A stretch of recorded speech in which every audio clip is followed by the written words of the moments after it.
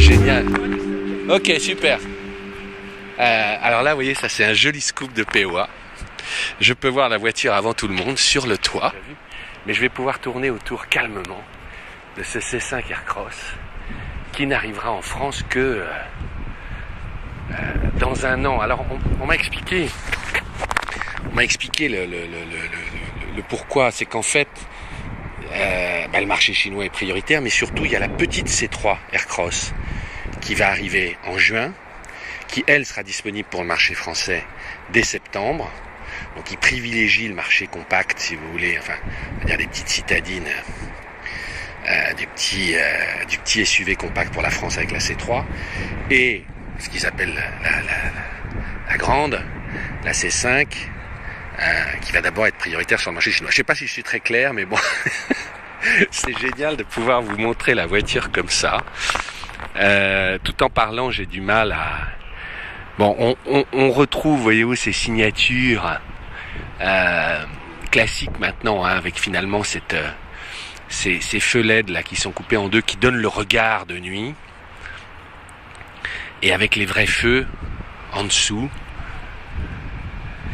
Il joue toujours sur ces petits air bumps sur les côtés, vous voyez, avec les petits rappels de couleurs.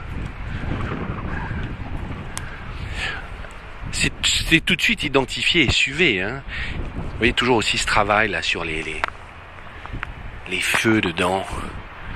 Là en joue, on a 4 anneaux pratiquement.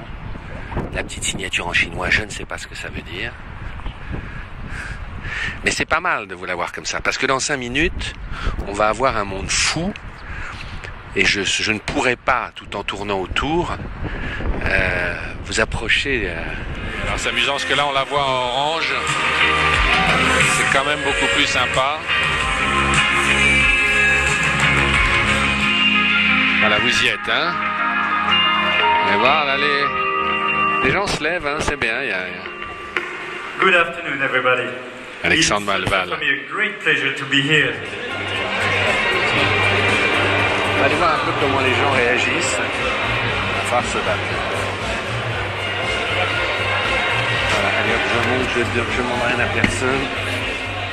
Ah merde, c'est même pas éclairé, oui.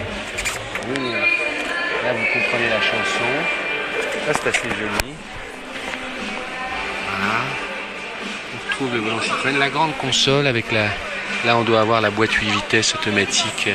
C'est le même levier que dans le 3008, vous voyez, ils ont le Air Grip Control, c'est très large, vous voyez le dessin des fauteuils. Ici on retrouve le travail qu'il y avait un peu sur les... Parce qu'on a de la place à l'arrière. Ça c'est large, grand toit ouvrant électrique, ça y est, panoramique.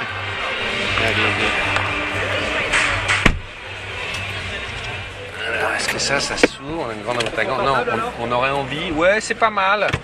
C'est pas mal, mais tu vois, un monde sans écran, quand ils sont pas allumés, t'as l'impression que la bagnole est morte, quoi. C'est éteinte.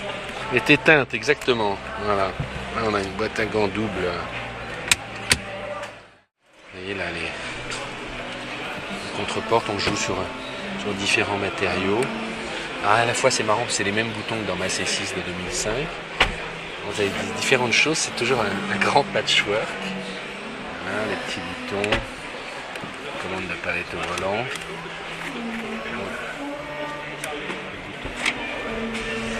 Oh merde, elle démarre. Elle démarre. Voilà, voilà. Ah voilà, ben, au moins je suis arrivé à vous mettre là, on a la clim.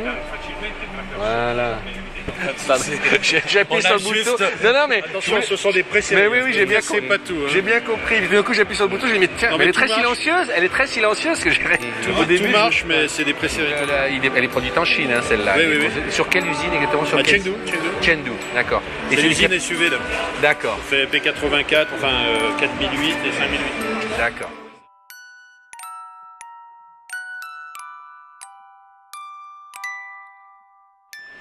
Bonjour Rémi Philippe, merci de me donner quelques minutes.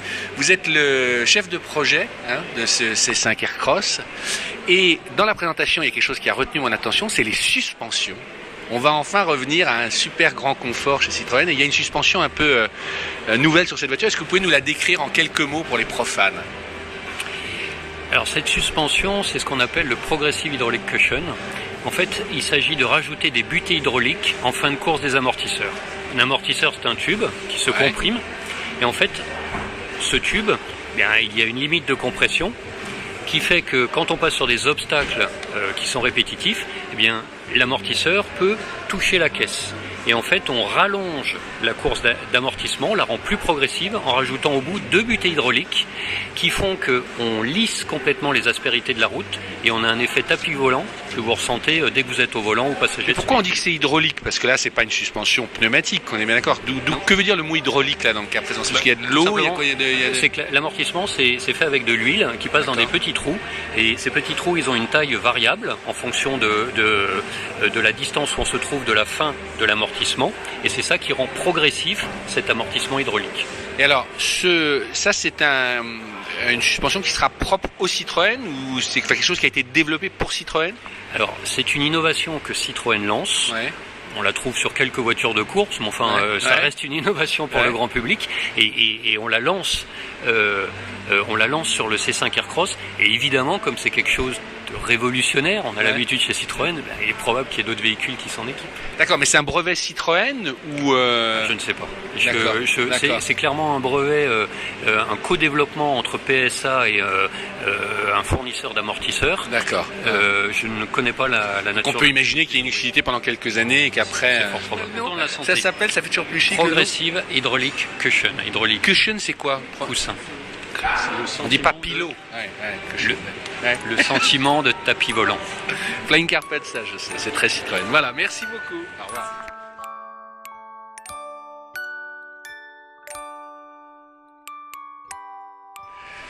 Bon, ça s'est passé comme tu veux. T'es détendu là. Tout à l'heure, je te voyais. Forcément, quand c'est derrière soi, c'est un soulagement, mais c'est encore plus. Beaucoup plus du plaisir quand ça s'est bien passé. Donc là, on a senti que l'audience a été là et que tes bagnoles, a reçu un très bel accueil, donc c'est chouette. Ouais, tu les connais par cœur tes voitures, donc tu les portes en toi. C'est plus la foule tout d'un coup. Oui, mais alors figure-toi. En fait, pour nous, les projets, quand on les présente, ils sont déjà anciens dans notre tête. Je sais, ouais. Donc je me souviens pas forcément des dimensions, je me souviens pas forcément de toutes les aspérités qui font le caractère de la voiture. Ouais. Parce qu'en plus, il y a une part d'intuition chez nous quand on les dessine. Et après, il faut poser des mots dessus. Et c'est pas toujours facile avec deux ans de recul. Ou... Tu sais que c'est Plouet un jour qui m'a dit quand on doit expliquer longtemps un design, c'est qu'il est pas bon. Alors. Moi, j'ai fait 6 minutes. Non, mais c'est l'exercice qui est. C'est vrai. Il y a un peu de ça. Moi, j'ai juste une question. C'est la première voiture mondiale, on va dire, enfin qui doit marcher, enfin que vous avez lancé en Chine d'abord et en France, et enfin qui est vraiment Est-ce que le fait de dessiner une voiture qui doit répondre à plusieurs marchés, est-ce que ça change la donne? Non, parce qu'en fait, notre perception des choses, c'est qu'une voiture mondiale doit être forte. Donc finalement, ça met l'accent sur le design, surtout à notre époque. Donc on n'est plus dans la période de voiture mondiale, voiture affadie ou voiture, on va dire, très marketée. Non, on est dans des marketing forts. Chez tous les constructeurs, on le voit, on cherche à marquer notre territoire, notre positionnement. Et donc ça passe par des styles affirmés. Et voilà, on est en plein dedans chez Citroën. Je pense qu'un bon produit est naturellement mondial. C'est ma conviction. D'accord. Donc ça veut dire, mais en fait, je posais la question différemment. Un type du centre de la France et un type du centre de la Chine, ils voient la même chose, ils décodent la même chose. On est quand même à une époque très internationale parce que avec les modes de communication aujourd'hui, tout va très vite. C'est-à-dire qu'un Chinois, c'est déjà ce qui se passe en Inde ou en Europe ou en Amérique du Sud en même temps que les autres. Donc finalement, il n'y a plus de décalage comme autrefois. Il n'y a plus autant d'aspérité non plus. Je dirais au sens national, comme il pouvait y avoir après autrefois c'est un faux débat, une école anglaise. Oui, c'est un faux débat, je pense, ou en tout cas qui n'est plus notre temps. Et donc voilà, on est dans un monde qui a profondément été changé, modifié. Donc voilà. Comment on peut aller sur le pourquoi tu préfères? Oui, c'est vrai qu'il y a une vraie différence. Je suis monté sur le toit avec le gris foncé, c'est une autre histoire. En fait, j'aime bien les deux. Mais le fait qu'on ait peut-être présenté ces trois en blanc et ponctuel rouge me fait que j'ai une attirance pour la nouveauté. Ah mais c'est vrai qu'il est plus joyeux, il est plus pop, même s'il est à l'intérieur, il y a un côté. Bon, les airbumps, c'est votre signature, les ceintures. Alors réinterprétées cette fois, adaptées au segment, avec toujours des ponctuels colorés, alors qui peuvent être en fonction des plaques ou des demandes des clients changées. On ne fait pas les mêmes associations en fonction de la couleur de carrosserie aussi, donc on peut typer chaque modèle différemment. Donc tu peux avoir des modèles un peu plus sport, des modèles un peu plus, plus bourgeois. Après, ce qui est surtout très Citroën, c'est l'élévation, la masse. Donc c'est le montant à noir qui permet d'offrir un pavillon flottant qui peut être décliné en couleurs. Il y a également... Tu veux dire qu'on pourra avoir un toit, Alors, ça pourra être biton. Pas forcément sur celle-ci, mais le pavillon flottant de manière générale donne une impression un peu plus dynamique, donne une impression aussi de cabine plus élancée. On allonge quelque part. C'est moins lourd. Exactement. Donc c'est ce montant en noir qui est absolument clé pour nous pour y arriver. Et ensuite, il y a l'enchaînement de la surface vitrée sur la zone arrière qui est, je dirais, un marqueur Citroën historique. Il y avait ça sur la XM, mais il y avait ça aussi sur les derniers Picasso. C'est ce qui fait qu'on n'est pas dans le custode en métal traditionnel, je dirais, normalement qui est qualifié dans notre métier à l'allemande. On est dans quelque chose d'un peu nouveau. Et cette signature, qui était sur le concept. Qui est sur le concept, qu'on a retrouvé sur la voiture de production et qui signe véritablement la voiture. Donc ça, c'est la manière de le faire est très Ça, tu l'aimes bien, tu en as parlé. C'est vrai que j'avais pas fait ça, ça allonge la portière. Quand on est là, on a l'impression que la portière fait 5 cm de plus. C'est essentiel pour nous parce que le Pourquoi est dédié aussi à la Chine. Donc on a choisi un long empattement, on a choisi un espace intérieur donc, qui est vraiment valorisant. Et le C chromé, il met l'emphase sur cette porte arrière et sur l'accessibilité qu'il y a à l'arrière qui est juste excellente. Donc, c'est très cohérent, bravo. Merci. Merci beaucoup. La vraie vie, chers petits observateurs. Si on est venu pour la C5 Aircross, mais il va falloir faire patienter. Moi, je ne peux pas m'empêcher, je viens de voir dans la rue, vous avez la fameuse C6 modèle chinois, qui est en fait sur base de 508. Et souvenez-vous, elle a fait beaucoup de vues. Monsieur Fréhour l'avait filmé Pékin l'année dernière, et c'est toujours amusant de voir en vrai, ça remet en perspective. Et alors là, vous voyez, on voit, could you open just 1 minute? Ah, thank you. Because we don't have this car in France. Ah, thank you. Vous voyez, là, à l'intérieur de la C6, on retrouve en fait, dans le C5 Aircross, vous retrouvez notamment l'écran, certains boutons. Attendez, pardonnez-moi. Là, c'est de la vraie petite observation, vous voyez. C'est le même écran. Voilà, nous, on la connaît pas, cette voiture. Mais vous voyez, là, côté les sangles, tout ça, c'est les apports de Valval dans le côté voiture à vivre. Là, il y a un peu de feel good, il faut pas dire voiture à vivre, c'est des Renault, mais bon, vous voyez, les sangles. Donc ils ont quand même vachement bien réhabillé l'intérieur. Moi j'aime bien, je sais que les gens hurlent, mais c'est assez rigolo. Et donc on voit des éléments qui étaient... Vous voyez, tout ça, ces mélanges d'inspiration, là, les fameuses sangles qu'on a sur les C3, ben, vous avez sur les C6, puis un mélange de top plastique et d'autres, mais au moins, je vais vous dire, ça a du cachet. Moi, la perfection m'ennuie. Ce rigorisme business bourgeois me gonfle, et finalement les maladresses, le mot est peut-être un peu fort, mais je trouve que c'est plus sympa. Vous voyez, on a